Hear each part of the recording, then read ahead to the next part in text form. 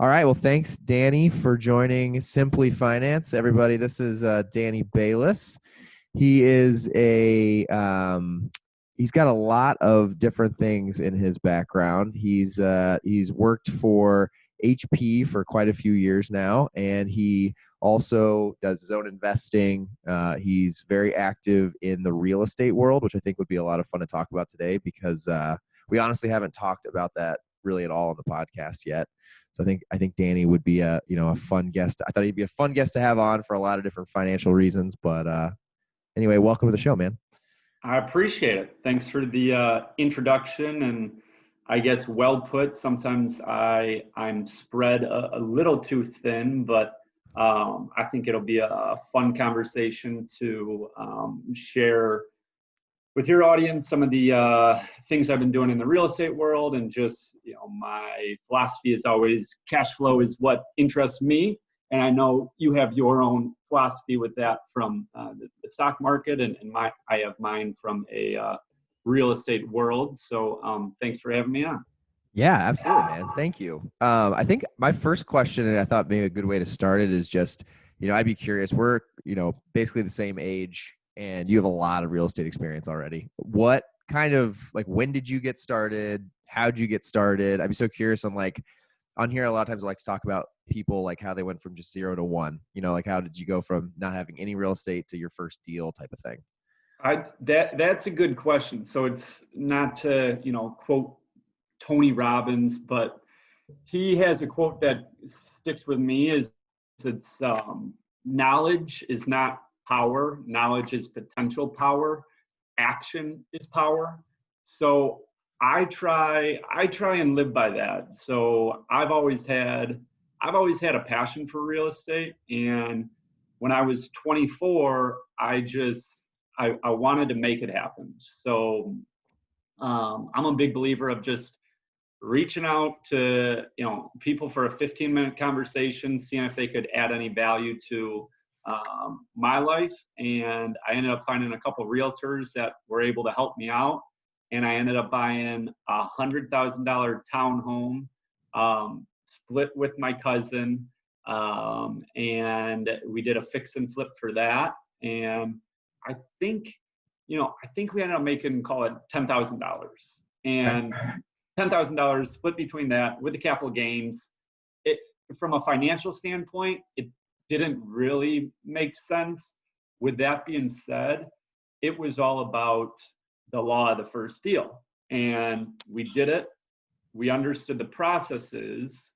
And now I've done around 10 fix and flips since then.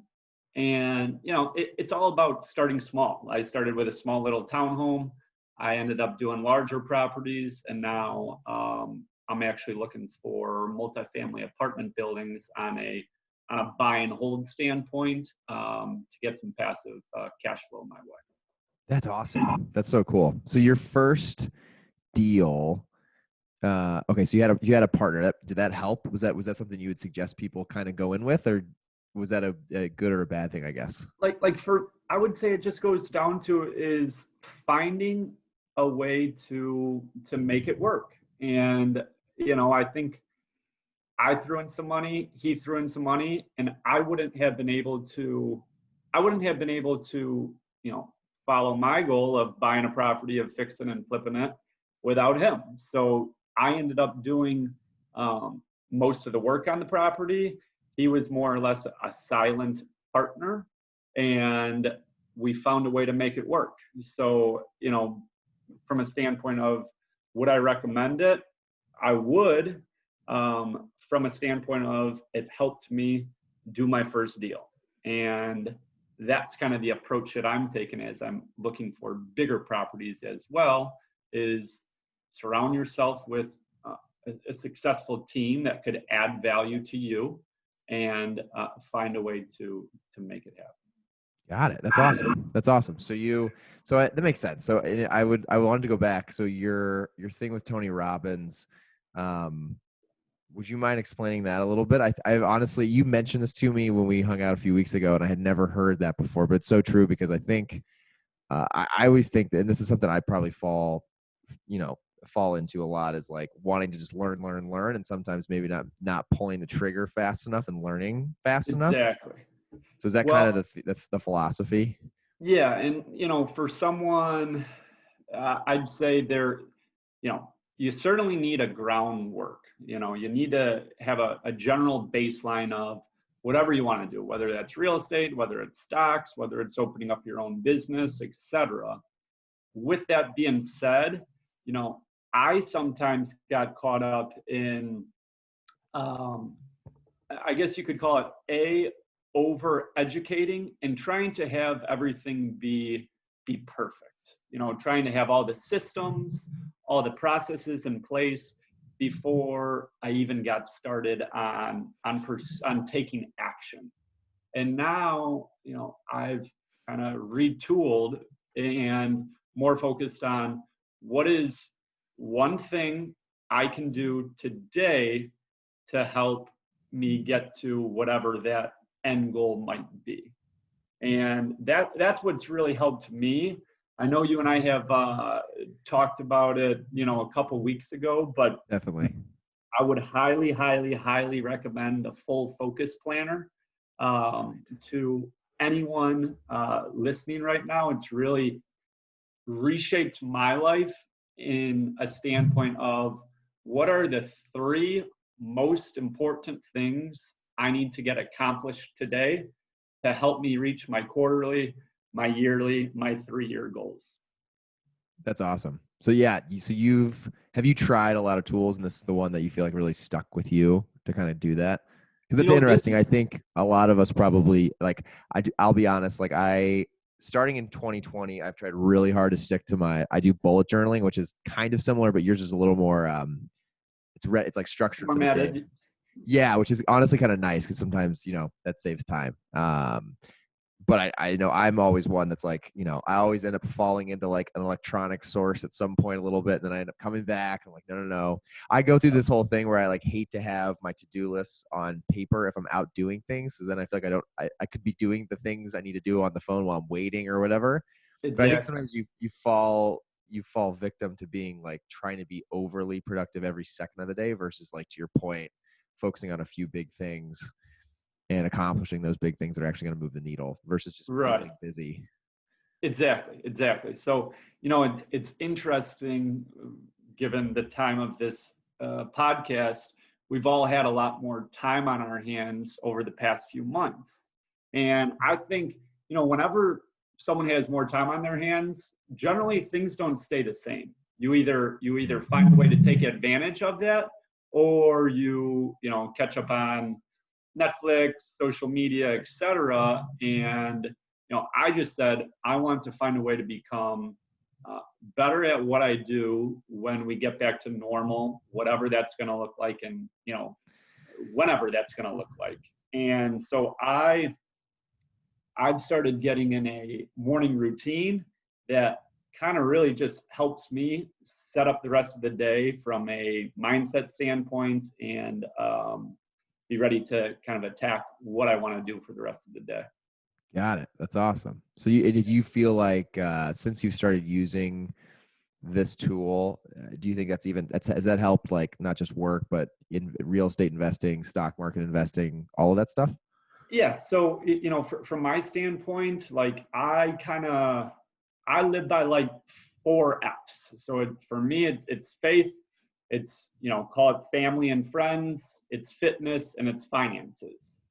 So Love it. that's I look at those 4 F's and then I say, all right, how do I wanna allocate my time to hit all of these buckets and make sure that I'm not just spending all my time on, whether it be real estate, whether it be fitness. I kind of it helps me plan out my day to make sure that I'm, spending time on my face, spending time with family, friends like yourself, spending time on my fitness as well as on my finances as well. So that's what it helped me, is kind of get everyday activities to kind of hit my big focus areas in life. Yeah, I love that. I love that. I've looked at it a few times, and I think I'm gonna pull the trigger on that. Every time I talk to you about it, you convince me more and more I need to move over to So that strategy. it's 90 days, it's 90 days. So give it a go for try it every single day. And, I'm also big on the gratitude side of things as well, because so often we get caught up on, all right, what's next? How can I grow my portfolio, whether it be real estate, whether it be stocks? What's my next career move? And then I think there's just so much power in living in the present. So, Definitely I kind of added in a little gratitude side of things as well, with 3 things that I'm grateful for every single day. love Um, that. I do that as well. yeah, I'll be the first to admit that Hewlett Packard, I'm extremely grateful for my job. With that being said, for me, it's more of a platform as opposed to my purpose. So I think a lot of people in their 20s and their 30s are, oh, I can't stand this job. I want to do ABC.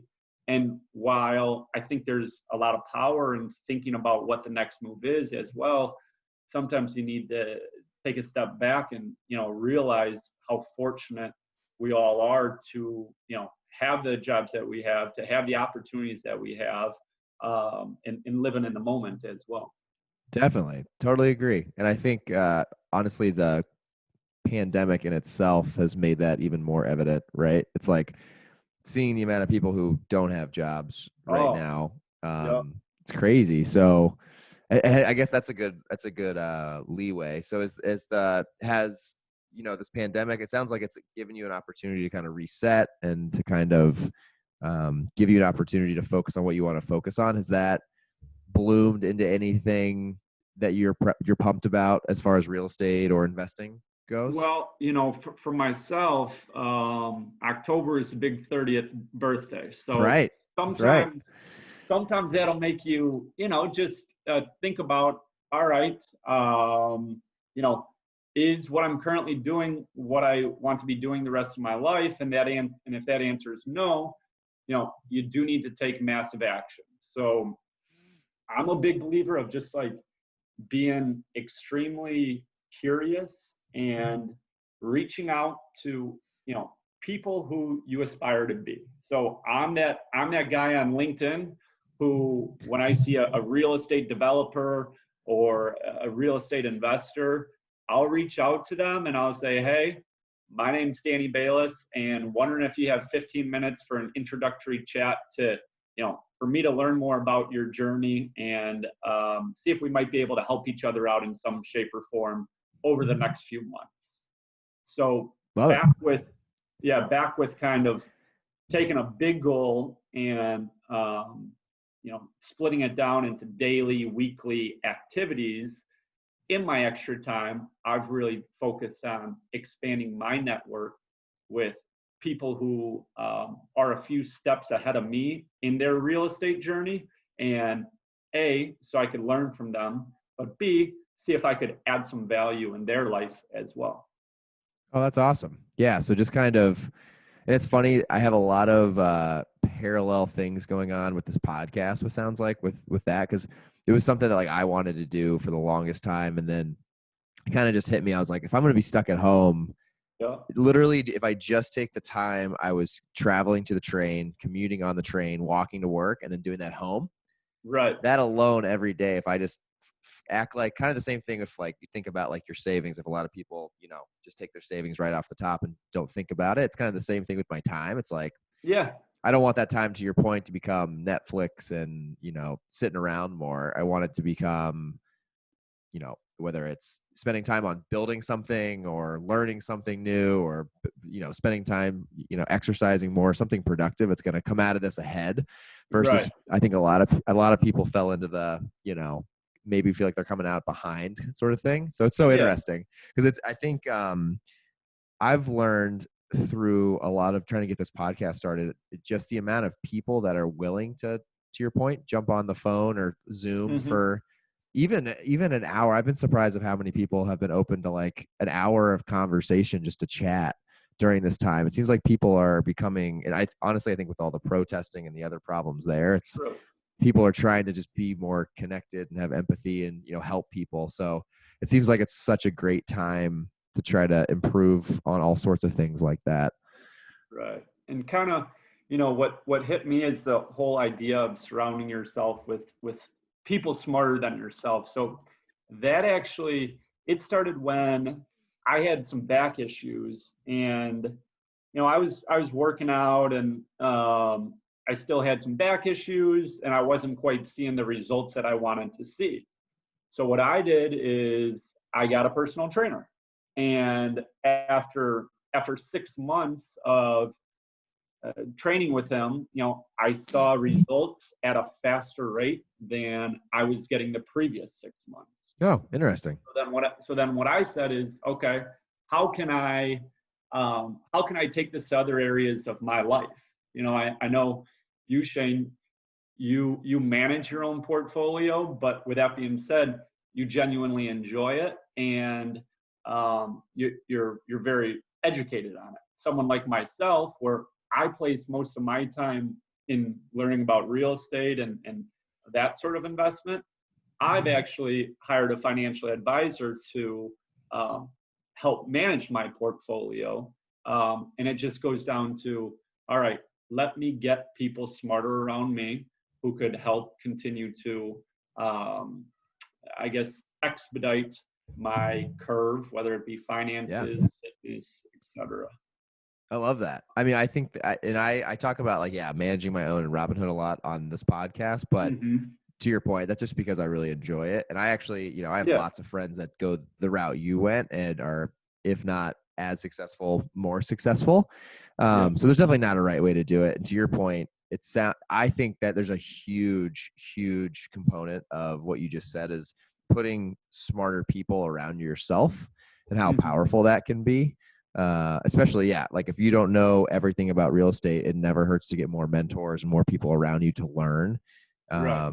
And then in investing, I think what it really comes down to, is just you're basically giving someone a small cut of what you're investing to, again, gain their knowledge and hopefully take 10 steps ahead. So when it comes to investing, I guess that was gonna be my next question is like, do you have any like big macro strategies? Do you have, are your goals when it comes to investing? And since you use like an advisor, how do you work with them and what do you do with them?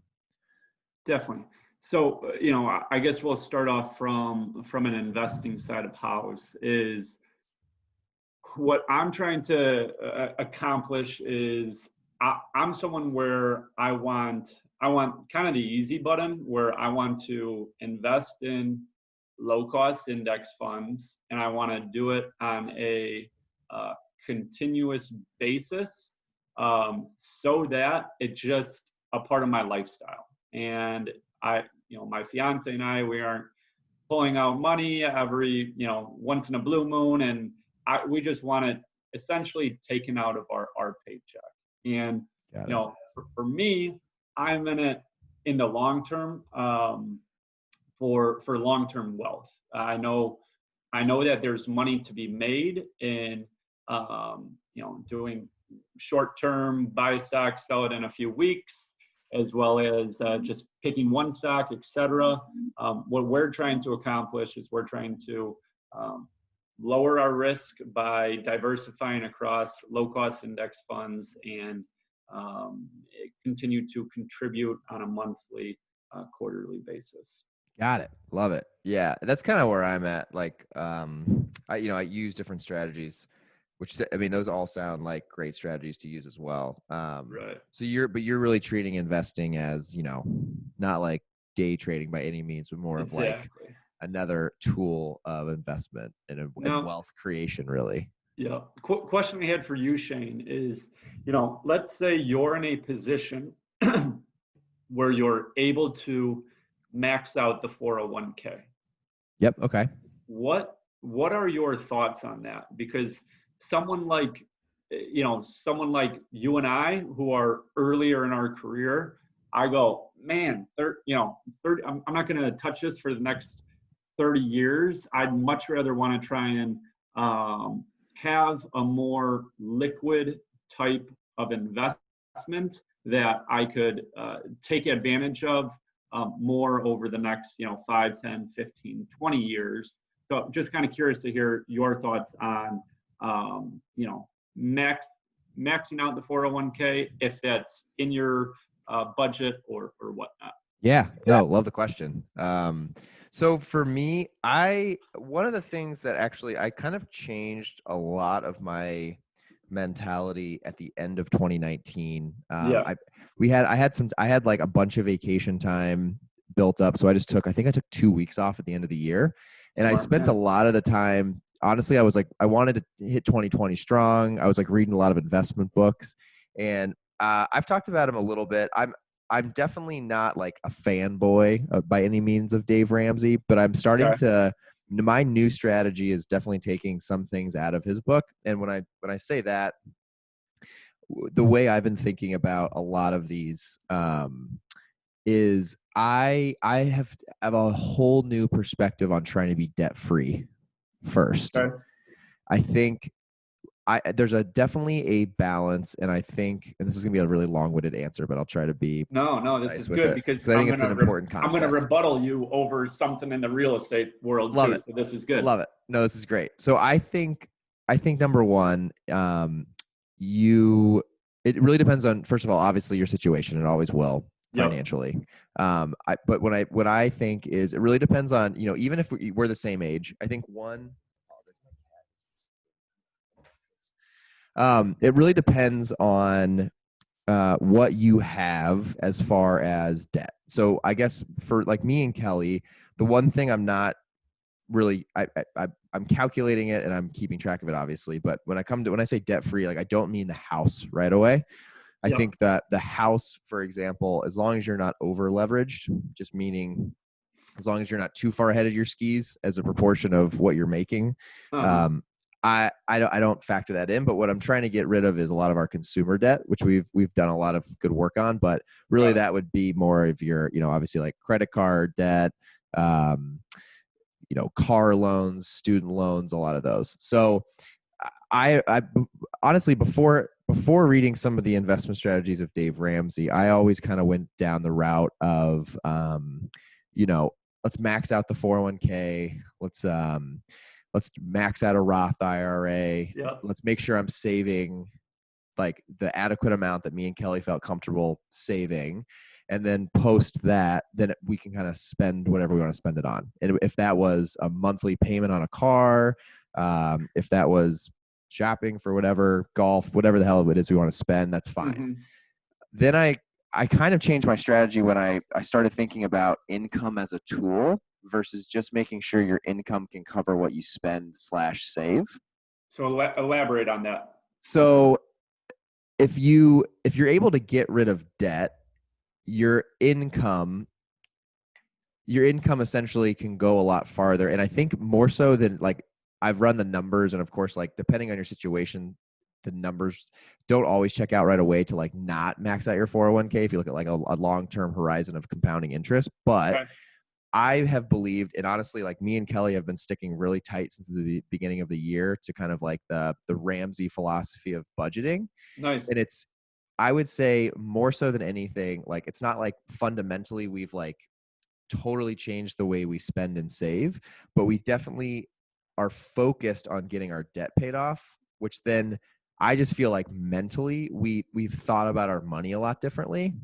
And I'm noticing that our spending habits are changing a lot more. And what we're doing is, instead of just making sure we pay the monthly payment and then allowing ourselves to honestly spend more, because the rest is, we already saved what we needed to, the rest is in our 401ks. We're trying to group as much as we can to put towards paying off, like our last debt is our car. Yep. And so by doing that and running those numbers, if you kind of flip it on its head and try to do that over, depending on how deep you are in debt, right? And depending, a lot of people have a lot of student loans, needed a car when they got out of college. So your situation could be a lot different. But we luckily were in a position where we could quickly finish my student loans. I basically Yep. paid ahead 2 years and finished them off. And now we're seeing, it's amazing when you start to snowball debt and get the debt paid off. Uh-huh. how much further your income really goes. And honestly, what started to happen is we've like basically marked off or xed off each debt as we've gone down, like the snowball is what it's called. Yep. The income can then be used for whatever we want. And now that we have more income going to the bottom line because we don't have debt to pay, we're investing more of it. And Yeah. obviously right now the market's hot, but over time, I'm now kind of under the belief that if you can get rid of your debt, at least I would, and again, I'm not speaking on mortgages necessarily. I have a little bit different philosophy there, but if you can get rid of your consumer debt first, then going back and maxing out your 401k and maxing out investments, my belief in just running the numbers that I've looked at is like over your lifespan, especially if you're our age, you will catch up on what you missed on the compounding interest by not maxing those out. Got And it. then you'll have, and I've already noticed this, like chunking off the debts we had, like we didn't have like credit card debt, but we always carried like a bigger balance than we always paid like the full statement amount, but Yeah. you always had in the back of your head, like this chunk of money that's due next month. Yep. And now I pay it off all the time. And then like not having, my student loans anymore. And then like getting the car close, like all those things, you almost feel like just this like, just this like almost, it's weird, but it's real. Like the de-stress it does for you, it's like a weight off your shoulders.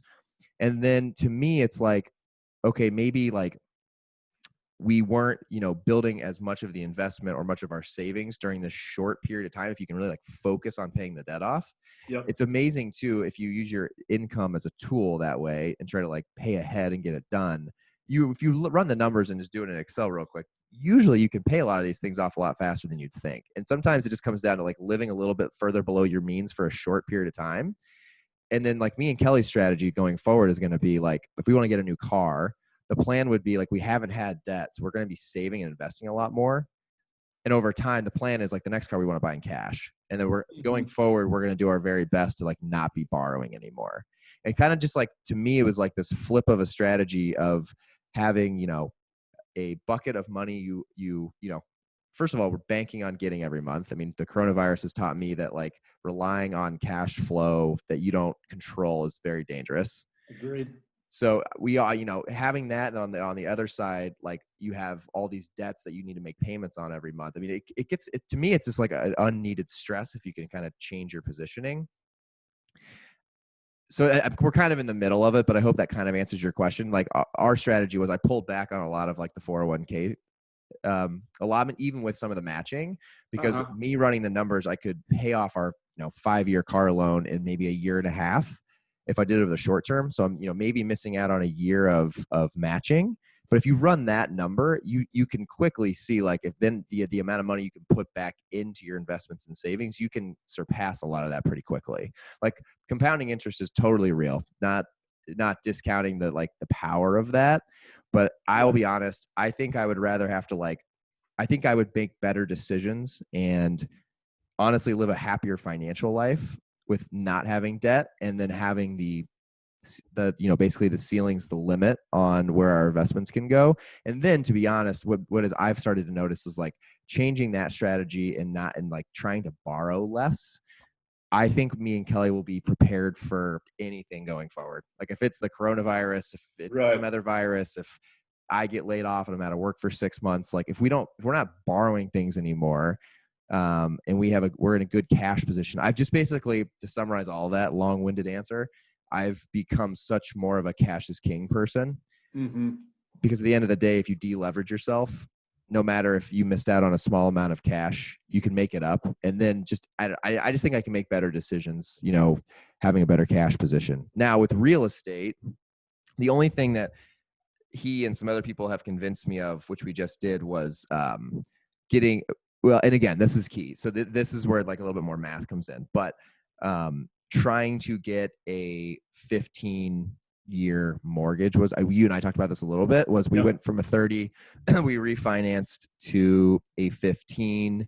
And one of the guys I had on in one of the first episodes, Thorne, he's a wealth advisor, and he pointed out like it always depends on your situation, but his belief as like a professional is you obviously don't want to always put all that extra cash into the house if you can invest it and make more on the side. Now, totally great. There's two ways to do it, and I don't discount the other one.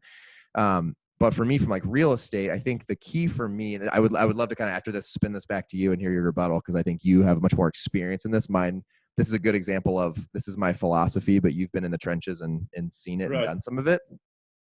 Like for our main home, we were able to luckily refinance and get down to 15, stretched just maybe a little bit, but we cut our rate in half. So honestly, it wasn't a big change for us. And cutting 15 years off the mortgage is going to save us hundreds of thousands of dollars in interest, which is nuts over the life of, the Definitely. loan. And I think sometimes people don't look at it that way. I think a lot of people, I personally, I like running those numbers. It's not something the bank just hands you. So looking at the life of your loan and realizing how much you're going to end up paying in interest and what the true cost of owning that house is sometimes it was eye opening and blew my mind when I saw what our house, like the true cost over 30 years would have cost us. But I think for the one thing I feel confident in this strategy is like our first home, I wanted to get us to 15. Luckily, we were able to do that in the first 2 years to like refinance, and the numbers made sense. As far as like further real estate investments, me and my dad were just talking about this because he's thinking about retiring and wanting to get into real estate and do something with passive income. And the one thing that would worry me, and I told him this at his age, and it's, again, depends on everyone's age. It's very different situations. But if you're to buy a second or third or whatever, real estate property, making sure you're not over leveraging yourself with debt, because, and this is where you're much more the professional than I am, but to me, that feels like a large risk, like no different than buying a car you couldn't afford, or, overspending on your credit card, because I would assume, depending on your level of confidence and occupancy, it just becomes another debt that you owe a mortgage on every month. So I feel like me and Kelly's strategy at this point would be, we'd want to hopefully buy something mostly in cash. I mean, and really, I would rather do kind of like how you started, and almost I'd rather buy something much smaller, totally in cash if I could, and then that way the renting is passive income from the start, and I don't have to worry about paying it back. And then once there's enough cash there, I could do it again and kind of like grow it slowly but surely that way without any debt. That's definitely not realistic for like us today, or I would think most people to get started, but that's kind of where my head's at, just with my philosophy of trying to minimize debt. Does that answer your question? That was only like a 45-minute response, but no, I think you unpacked a lot of knowledge there. And, one thing that really stood out to me is, during winter break, you invested probably 10 hours in reading a Dave Ramsey book. And that 10 hours, now has really transformed how you're looking at money. And I realize you aren't taking every single philosophy, but sure, it's just the power of, we're talking about investing, whether it be real estate, whether it be stocks, and it sounds cliche, but take the time to invest in yourself as well. And for definitely, me, my kind of game changer book was Rich Dad Poor Dad by Robert Kiyosaki. nice. That's actually what I'm going to read next. So I was going to ask you today what your book would be to read, Right. to like So suggest. that's it for me, and I highly recommend it. And it's kind of in line with what you're saying is, who's actually the richer person, the person who has multiple streams of income, and sure, they have a smaller house, but it's essentially paid off, and they don't have much debt, or the person who is almost keeping up with the Joneses, has a beautiful house, beautiful cars, etc. And by no means am I saying, oh, you shouldn't get a nice car. If that's what you genuinely enjoy and what brings you happiness, go for it. Just have a plan in place, and don't play the keeping up with the Joneses. So that just that just really stood out to me, which is, you taking 10 hours to read a book, that's now transferring how you're going about paying down debt, finances, etc. And I guess, for me, I would say, and you hit that nail on the head there. There's good debt and there's bad debt. Okay. So let's say if I have $100,000 and I want to get into real estate investing, me personally, I would much rather want to put down $20,000 on 5 homes and take advantage of leverage so that I can increase my overall cash flow, as opposed to buy one home for $100,000. And similar, I could do the math on the additional cash flow that I'd be able to get. Now, with that being said, too, though, I'm trying to, there's really no wrong or right way to go about it. Like, I'm trying to turn a real estate investment portfolio into a business. If you're trying to buy a property for, some of the tax advantages to have supplemental income, there's no right or wrong way to go about it. However, I believe if you want to really scale in the real estate world, you do need to have debt. And now it's being smart with it too. That it's not about putting 5% down on a home and now you're upside down if something goes wrong. I believe, to have healthy debt, put down the 20%, and that's how I think that should scale. But again, that is, a lot of people could consider that good debt because you're buying an asset to try and grow your cash flow, as opposed to bad debt, whether it be, a car, credit cards, student loan, things like that. Got it. Okay. So for you, when you say, I guess I'm trying to think how I want to frame this question. So how would you approach someone who is, new into this and they are able to put 20% down, and so obviously they have a mortgage payment every month. How do you think about like occupancy and making sure there is cash flow coming in? Or is it like you would not go into an investment on real estate unless you had like, I don't know, a 3 or some type of month coverage of the mortgage payments on the side in case you couldn't get someone in right away? Or how do you think through all that? Well, I guess it goes down to kind of reverse engineering. Is, all right, what is my goal of this? When I started off in real estate, I wanted to try and make, $20,000 2 to 3 times a year. And now my strategy is more, how can I get monthly cash flow on a consistent basis? And, like myself, I'm more interested in small apartment buildings as opposed to single family properties. And, to answer your question, a single family property, when there's no one in the unit, you aren't making a penny and the bills continue to go on. However, if you're buying, let's call it an 8-unit property, and there's, 1 or 2 tenants that aren't in the building, you're still paying the mortgage every month. You're still probably positive cash flow. So like for me, it goes down to diversification as well as scale. And I realize in order for me to scale, that might include partners. And to anyone on listening right now, I'd be open to any sort of partnership, et cetera, if this is something that interests you. But yeah, I mean, there's pros and cons of the single family space, and there's pros and cons of the multifamily space. Some people say, hey, start small in the single family and then scale on up to multifamily. Some people will say, you know what, just start right off in the multifamily. Me, I don't think there's necessarily any right or wrong. It just depends on what your confidence level is and what the end goal is as well. Got it. Yeah. So even in multifamily, you're saying there's a lot of situations where you wouldn't necessarily have to have full occupancy to be cash flow positive. Is that what you're saying?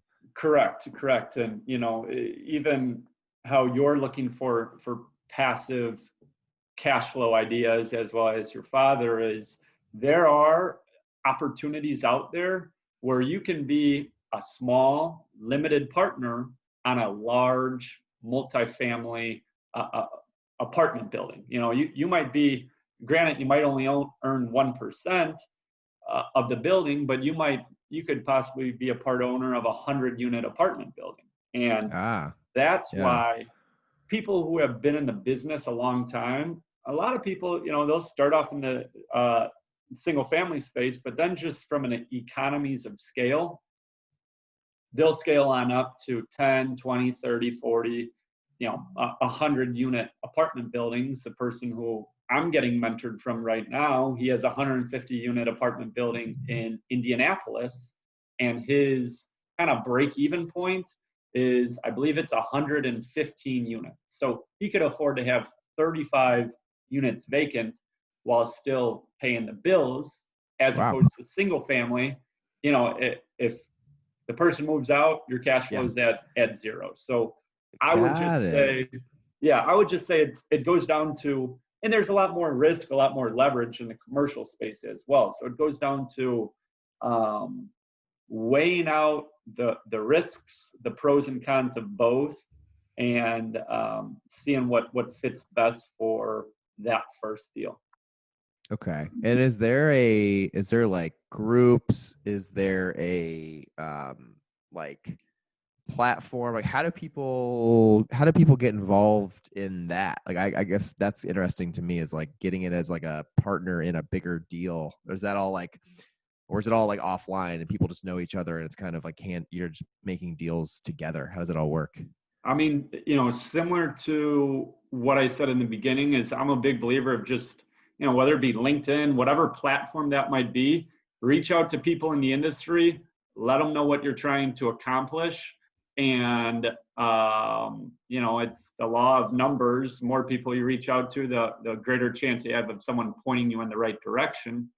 With that being said, there's a tool out there called Bigger Pockets, which I'm sure a fair amount of listeners are familiar with. Think of it almost as LinkedIn for real estate investors only, as well as like how I got started is I just went to meetup.com. I typed in real estate investing, and I tried to go to as many real estate meetups as I could go to. And granted, you're going to go on a Tuesday night, on a Thursday night after a day of work, and some of them are going to be pointless. But it goes down to is if you could find, those 1-2 people that would say, hey Shane, hey Danny, yeah, I could, help you with ABC. It's all worth it. So that's right. That would be my recommendation for someone who is trying to learn the industry more. Create an account on Bigger Pockets and find meetups in your local area where you'll be able to connect with contractors, real estate agents, lenders, you name it, they're going to be there. Oh, so it's even more than just people looking to invest. This is like almost like it's creating like a network of its own of just people involved in the real estate industry. Mm-hmm. Yeah, I mean, what's the saying where it's like you're the average of the 5 people who you hang out with the most? Right. I think the real estate industry in particular is all about the team that you have in place. Do I have a contractor who's going to be able to help me? Do I have a real estate agent who will be able to find me a solid property? Do I have a lender who could give me a loan? So all that, real estate isn't a one-person game, obviously, nor is life in itself, but it really is about the team that you have in place to execute whatever business plan you're trying to accomplish. Got it. Yeah, that's awesome. No, that's such good advice for people wanting to get involved. I think the one thing doing a few of these like interview style podcasts now I've noticed is a lot of people just got started and just dove in and are figuring it out. Right. I think with finance, no matter if it's real estate or investing, I feel like the biggest barrier to entry is just people get overwhelmed and think it's too complicated for me to figure out, so you don't try. 100%. Where it's like something like your meetup, like was it free to go? Yeah, it was free. It was free. So like, boom, if you just want to, I mean, like that's such a great thing that coupled with being on LinkedIn, I mean, shoot, you could just Yeah. go and learn and see if it's something you're interested in or see if it's something that you like, you know? Yeah. Like, you know, Bill Gates said, like, most people overestimate what can be accomplished in 1 year and underestimate what can be accomplished in 10 years. Yeah. And Yep. it's so true. And like, back to your point is people are like, man, I don't know how to invest. And out of college, I didn't really know what I was doing, but that's the reason why I got a financial advisor who I trust, who is low cost, and he was able to get me started, as well as, you know, what I discussed earlier, is the self education in itself. You know, Sure. we're all banking on, you know, retirement, whatever that's going to look like when we're older, lasting 30 years. Yet we really only focus on our finances. I think it's like the average person focuses on it like under 10 hours a year. So if you Whoa. could, yeah, which Never is heard just, that. and it's crazy to think about, but it's true too. People are like, all right, Yeah. what am I putting in my 401k? What am I doing in my IRA? And they kind of call it a day. So just investing in yourself from a standpoint of focusing on the long term as well. Yeah. No, that's awesome. I think I appreciate that. I think that like my listeners will get a ton of value out of that. Um, do you've kind of hit on it a few times, but I think like the key thing for this episode, I was curious, like what would be the one thing you would tell someone who like has no idea how to do it but just is dying to learn? Is it to go to a meetup? Is it to just get a hold of people on LinkedIn? Like what would you say was like the most important step to getting started? I'd say for any of the listeners, if you want to give my contact information, I'd be happy to tell them kind of what my recommendation is. I would say, you know, the two things is how can I get a groundwork, a baseline understanding of the real estate world. So investing in myself, reading, you know, Google top real estate investment books, Yeah. pick 2 to 3 that you want to do, and then yeah, it's going down to getting an account on Bigger Pockets, as well as attending some meetups, and just, you know, it doesn't matter if you aren't an expert by any means. Just be a fly on the wall, taking as much as you can, and find 1 to 2 connections every meetup that you go to, and do it for 3 to 6 months, and now you have your team in place with probably a strategy as well that you want to execute on. Perfect. No, that's great. Do you want to give us a hint on where your next investment's going to be? You know, it's interesting. It's like Illinois is, if you look at it statistically, how you look at investments statistically, there's a lot more attractive markets out there, particularly Southeast, Southwest. Ohio has some pockets. With that being said, my network right now is in Illinois. So I'm actually looking at small multifamilies outside the city of Chicago for a number of reasons. So looking in Illinois for small multifamily properties, and doing a handful of campaigns right now to try and get something under contract by end of year. Awesome. Well, it'd be fun to have you on in the future again and see how it's all gone and, try to unpack what happened and, hear your update. Mm-hmm. Yeah, and I think it all goes down to real estate is what I want to do, and that's why I've lived below my means. With that being said, and you talked about it too, diversification. So I Yeah. still have the 401k. I'm still investing with my financial advisor. However, I'm in relatively liquid assets, so that when I find the property that I'm going to move forward on, I'll be able to execute on the deal. Got it. Love it. That's fantastic. I Yeah. have 2 questions at the end. These are kind of questions that I've heard some other really good interviewers ask. I thought it'd be interesting just to ask you. So this is something new. So Putting we'll me see on the how this spot. I goes. like it. Okay, you ready? Far away. First one is a kind of a funny one. Well, actually, I had three. The first one though was what was your like number one book to recommend? You said Rich Dad Poor Dad. Is there any other ones that you would recommend the listeners today? Rich Dad Poor Dad is my recommendation, hands down, if you're into entrepreneurship, investing, etc. So that Okay. would be my main book recommendation. Awesome. Okay. The second question was going to be, who comes to mind when I say who is the third most successful person that you know? Not know, but like follow, or who do you think is the third most successful person? Third most successful person that I know is I'd say probably my dad. From a standpoint of he has been a business owner his whole life, yet he's always been able to make it to any of my basketball games, etc.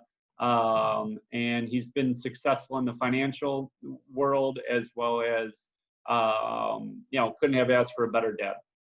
That's an awesome answer. Love it. And then the last one, just to bring it totally back to a little more finance question, is I know you work with obviously you work with an advisor, so maybe you're not into the weeds as much as maybe I am, but do you have any companies, especially now, I think we're in such this pivotal point in the markets going forward. Do you have any companies or industries or sectors that you are really interested in and think could be a great place to put some money over the next, year, 2 years? I'd say it goes down to what are you most comfortable with? So for someone like me, I've been in technology sales for the past, 6 years now. So those are the types of companies that I follow is technology, is because I know it and I know what's going on in the marketplace. So I don't have a specific company that I'd recommend, but I think if you look at technology and Internet of Things and where we were at in 2000, 2010, 2020, and where we could be in 20 years, I don't think it's an industry that's going anywhere. Awesome. Okay. Perfect. That was my last question. We've been doing this for over an hour. I love it. I This is love it. great. And I followed up Corey G. So that was I had big Yeah, you shoes to did. fill, and hopefully your listeners got some value out of it. It was Yeah, definitely fun for me. definitely. I thank you, Danny. I appreciate it. Yeah, it was really fun having you on. It was great to talk, real estate and some different parts of the finance world that we haven't talked about on here at all yet. So very excited and would love to have you on in the future. I like it. I like it. Hopefully, the real estate portfolio will be bigger by then. And if you want to put my contact information in the notes on this podcast, please be my guest. Yeah, definitely. I was going to say, I guess my last thing would be, what's the best way to get a hold of you if someone wants to, learn more or just talk with you? Cell phone 630-550-1583. Feel free to, ping me on LinkedIn. Or my email, which Shane, I'll give to you afterwards, and reach out that way. Awesome. Sounds good. Well, Cool. Thank you so much, Danny. Appreciate you coming on, and we'll talk soon, my friend. All right.